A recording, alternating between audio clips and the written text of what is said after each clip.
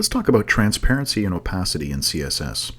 There's actually a few different properties that we can use to control the amount of opacity, the amount of transparency that we have on different elements in the page. The first one is the opacity property itself. So I've got two divs that I put on the page here. They both have the same class, box, and I've defined some default properties on them, gave them padding, margin, borders, font size, that kind of thing. And then I'm using nth child to target either the first or the second one. On my first box, I'm going to use the opacity property. And we can see, if I set it to 1, nothing's happening, and that's because the default value for opacity is 1. This is 100% opaque. You can see everything. Now, if I change that to 0, the whole box disappears. The text, everything, gone. Border, gone. 0.5, I've changed the opacity of the entire thing. Everything about it, background images, background colors, font colors, everything is set to that level of opacity, so I can see through it. I can see whatever's behind it on the page. In this case, it's just the background color of the body, but that's set. If I add a background color to this, you can see it's going to be affected as well. So let's just go for aqua. Now, it doesn't quite look aqua here, and that's because the background is faded as well.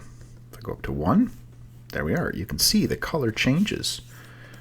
0.1 fades away. So that's opacity. That is controlling absolutely everything.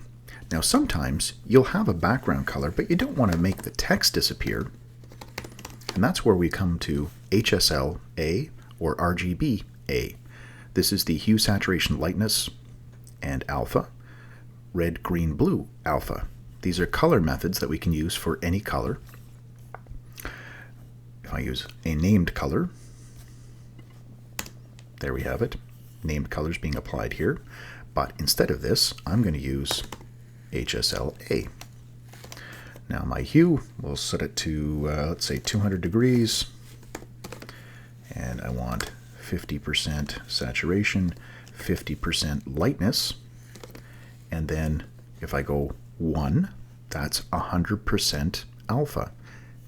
Working the same way as the opacity. If I said 0.1, now it's 10%.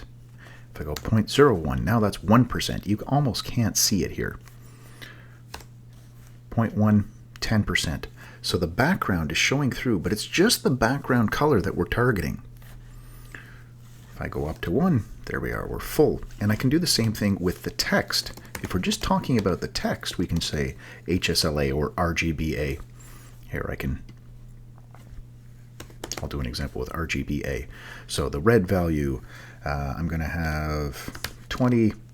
Green, I'm going to have 60. And for the blue, I will set it to 200. Okay, there's my blue color being applied to the text. By default, the alpha level is 1. So if I change that to 0.1, now I don't know how well you can see it, but I can just barely make it out here with 10%. The blue is 100%.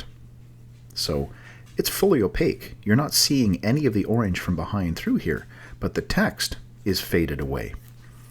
So RGBA, HSLA, these are targeting individual things, the individual colors, the color of the text, the color of the background, and saying how much of what's behind it should show through. With opacity, you're saying take this whole object and make everything about it that level of alpha. 1%, 100%, 50%, whatever you want. And that's the difference between opacity, HSLA, and RGBA. So I hope that helps you out. If you have any questions, feel free to leave them in the comments. If you found this useful, please share it. And as always, thanks for watching.